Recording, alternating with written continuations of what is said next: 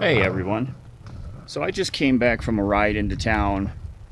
I had to go into a shipping service because I had a couple of things shipped in from Amazon.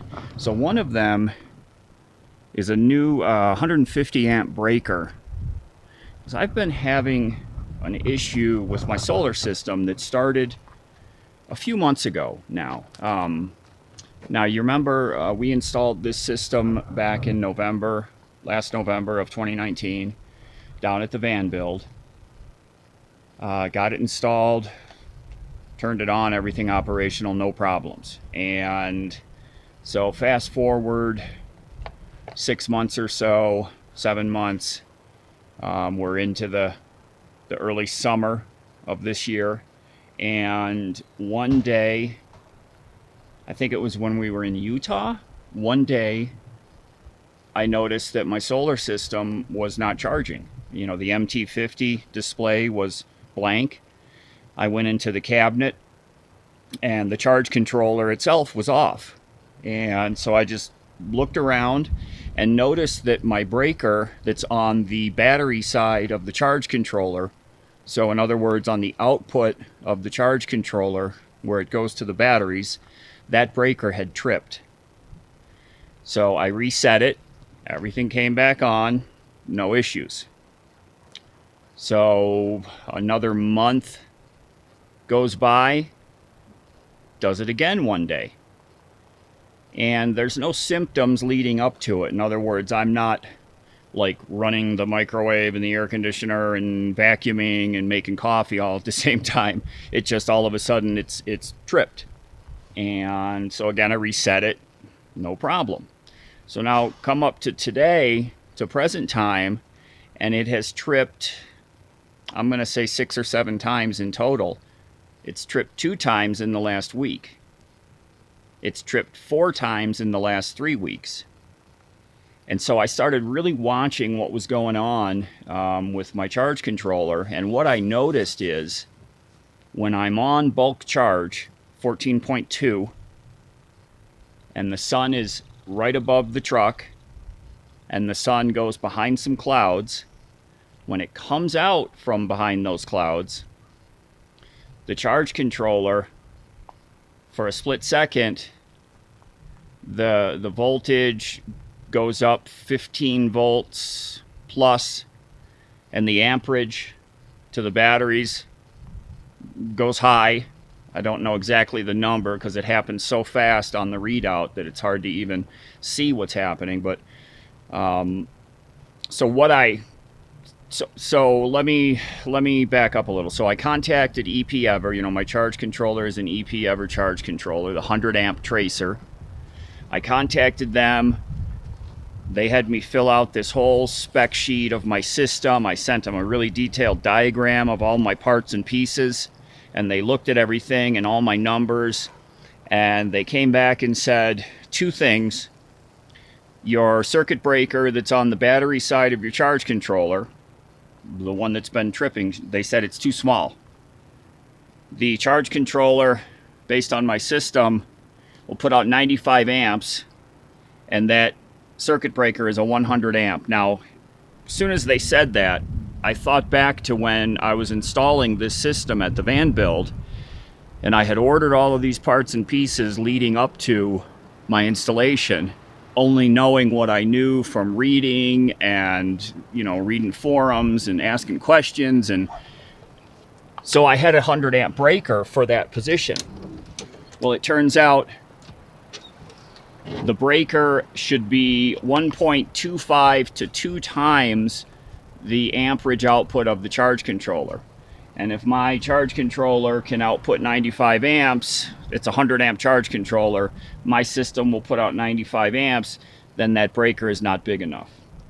So, and then the other thing they said was that I should have 385 amp hours of batteries to really make use of my full 1140 watts of panels.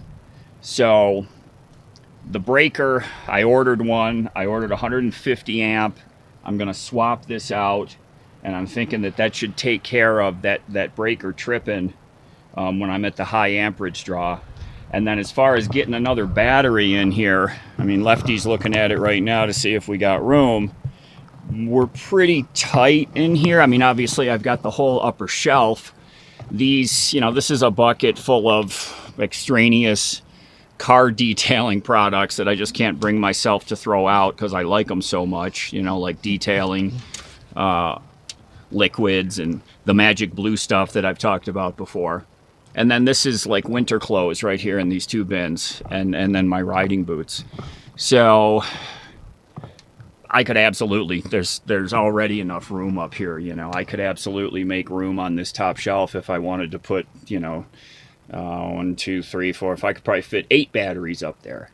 I don't want to put another one down here. I would have to shift these 3 over even closer to the inverter, which, you know, I left that much room just because. And I mean, I could probably do it. The inverter is where it is because the AC wiring that goes in and out at the end, I didn't want to loop it any tighter than that. You know, it's in that loom, and you know, I know there's probably specs on how tight you can loop wiring without stressing it. So it's kind of a mild loop there, and then it goes out through the holes that are in the back of the cabinet back there. You can probably get your eyes on that right there. So I didn't want to loop that any tighter, so that's why the inverter is that far away from that end wall there. And then I wanted to leave airspace for the batteries, and then this is what ended up down at this end. So for me to fit another battery down here, I'd really have to scoot these right over and probably be right up just about against, you know, and I want to do that. There's a fan here. It doesn't really come on very often because it stays nice and cool in this cabinet, but I have seen that fan run on a couple of occasions, and I want to have enough airspace there for that fan. So if I put another battery in here, it would have to go up on this upper shelf here, which is fine. And I could do it. All I would need is the battery and 2 pieces of cable. And there's room behind, I don't know if you can see, but the shelf, there's an air gap between the back of the shelf and the wall. So there's plenty of room to run battery cables down the back side there and then join up to the tops of these. So I'm on the fence. It's, you know, $225. I could do it. I have that $200 MasterCard that came back from Visible, the rebate on the phone. So I have a $200 card that I need to use up one of these days. So that almost would cover another Renogy gel battery, giving me 400 amp hours. So I'm on the fence about that. But at the very minimum, I'm going to replace this circuit breaker, and that should take care of that tripping. So do I want to do it when the sun is straight up above the truck, or should I wait till this evening when the sun goes down into the trees and the PV array isn't putting out as much? I think I'm going to wait so that I'm not messing around with so much power. I mean, all I'm going to do is throw the breaker so it's disconnected. Then I'm going to unbolt the cable that comes in, the cable that goes out, bolt them to this one, screw this one back into the same holes in the wall. It's the same layout. I think it's just gonna be a plug and play. Basically, it'll fit right into the same mounting holes, and then hit the switch and engage it, and that should do it. So this evening, I'll pick the video up this evening once the sun dips down a little bit, because it is straight up above the truck right now. We do have some clouds, intermittent clouds, so it's possible it might even throw the breaker today, but catch up with you later. Okay, change of plans. We're going to go ahead and install this breaker right now because it just popped. So right now, you can see the charge controller is dead and the breaker has tripped. And I was looking at the controller, the PV output, it was really cooking. The reason being because we had a cloudy, overcast day yesterday, and so the the batteries needed a really strong bulk charge today. So it was up 65, 70 amps. It was putting down to the batteries, and coming out from behind these clouds, I think one little spike in it, this breaker is just not handling it. So I'm wondering about the quality of the breaker. Has it deteriorated over time? Because again, the first like 6 months it was flawless. It didn't have any issues. But again, that was during the winter season. So I'm just not sure if we just didn't have enough sun power at that time to put the stress on the breaker, or is it just, I don't know, is it getting warm because of the temperatures? But it stays relatively cool and even temperatured in this cabinet. So I'm going to get this one disconnected and get the new one popped on here real quick, and we'll see if that doesn't fix our issue. Yeah, 10 millimeter. Okay.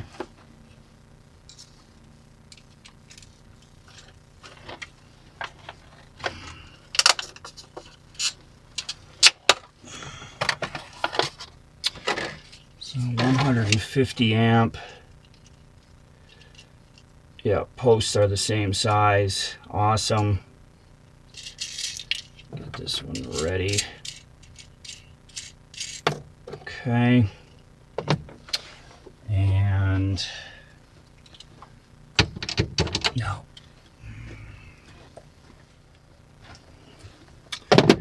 And we got 8 millimeter for the mounts. Awesome. Okay. So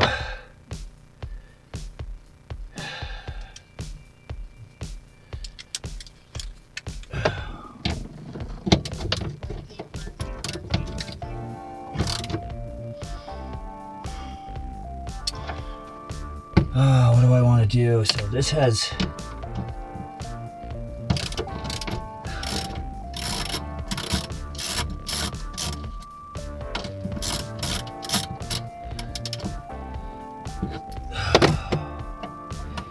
don't touch anything, David.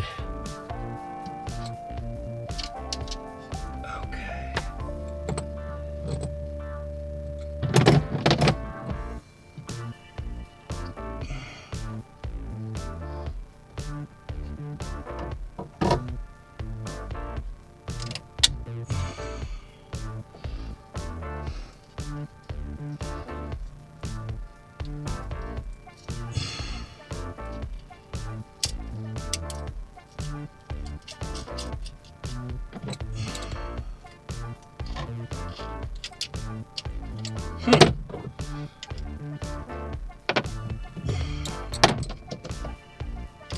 What the hey? What, it's bigger? Come on. Do I need 11?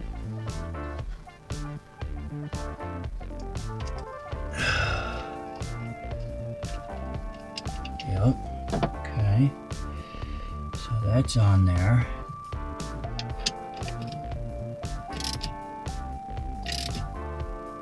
Okay. There we go. So that one is on.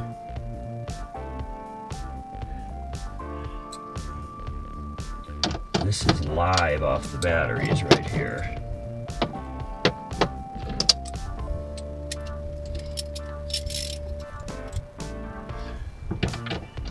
Just want to make sure I don't touch anything to ground. I mean, we've all done it. Scares the crap out of you, right? We've all done it.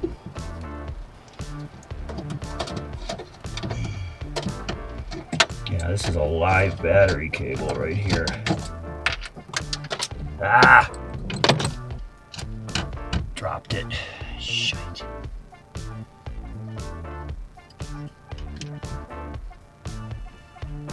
There we go. Nut.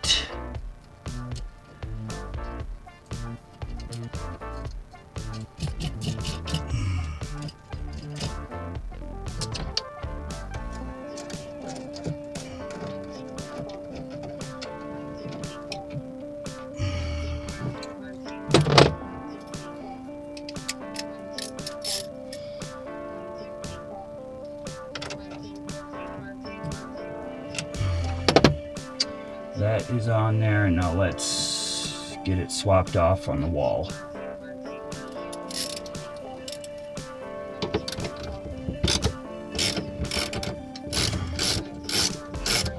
And remember, these are self-tap screws that I used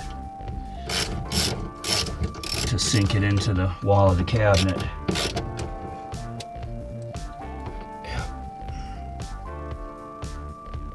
There's one.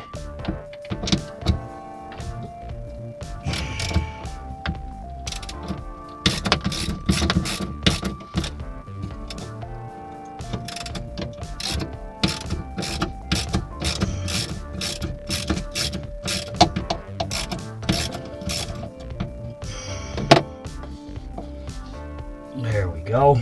So that one's out. Let's pop it right back in the new one.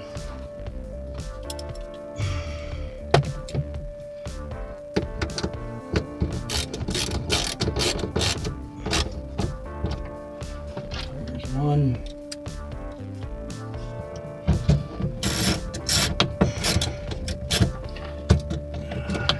Find that hole.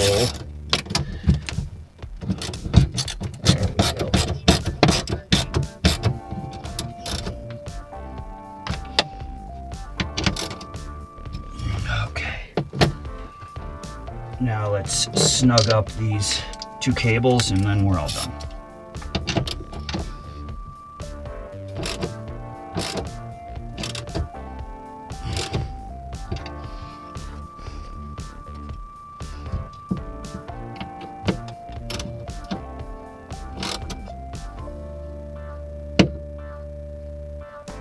There, done.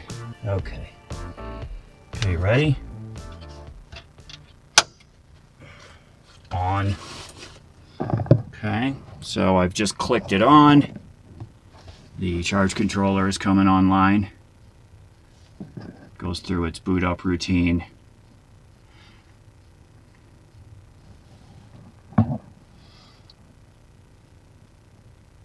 And there we go, charging. Okay, so we now have 150 amps of protection. So I shouldn't see this trip any longer. Okay, well, we'll let her simmer for a while and see what happens. Now let me see if I can find that nut that fell up under here. That's gonna be a good one. Can you guys see it? It fell down behind here. Ugh. All I see is a lot of wires. No, there it is. Let me go get my magnetic reach-em tool. Okay. Hey, buddy.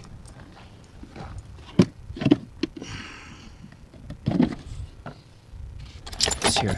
My daughter gave me this for, I don't know, my birthday or something years ago. It's a Harbor Freight special, you know. She knew about Harbor Freight. And I have used this thing. It's an extending magnetic pickup tool. Now you watch. Watch me get down here. Get this. Oh yeah, where is it? There it is. Oh gosh. Do I want to go sneaking past all these 4-aught battery cables with a metal tool? No, I don't. What can I do? Okay. Let me see if I can figure this out. Well, everything is covered. Oh man, gotta go right down through here. Okay, got it.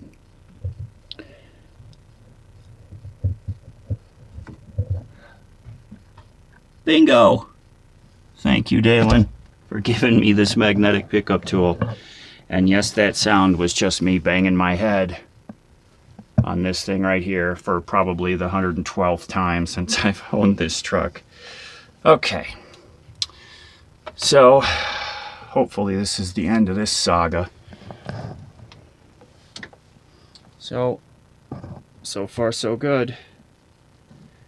I'm going to pack this one away and save it for emergencies, or if somebody else needs it while we're on the road, I'll have a 100-amp breaker that does work. Oh wow, it's really cracked. What the heck? Wow, the body of it, look at that. What did I do? Oh man, I wonder if that's the problem.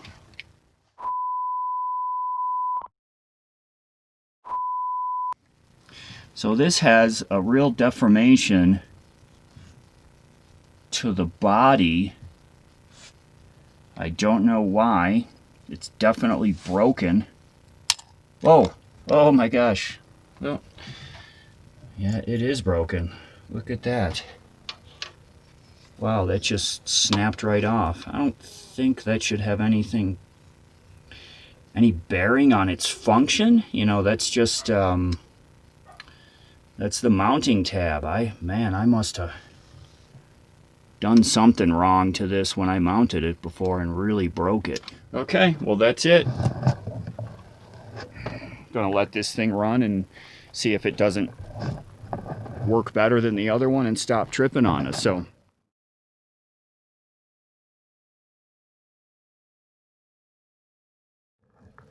I just wanted to give a last update on this circuit breaker that we replaced. It's been just over 2 weeks since we put that breaker in, and we've been camped in the same environment really, where I was having issues with it, where it was tripping. So there it is, functioning, I'm glad to say, perfectly. It has not tripped once since we installed it. So little over 2 weeks, same sun environment, same solar environment, and it's been operating perfectly. So that last breaker, I've got to guess that it was because it was undersized. It was only 100 amp and it should have been higher than that. You know, it was cracked. I don't know that that had anything to do with it. It could have, but I'm glad to say that it's fixed. So far, it's looking like it's fixed. It's been over 2 weeks and without one trip. So, great update. I'm happy to give a good positive update. Thank you for watching the video today. We appreciate it. If you liked what you saw, give us a thumbs up. We're out here in the wild and doing fixes as we go. Everybody take care. We'll see you again really soon. Right, Left?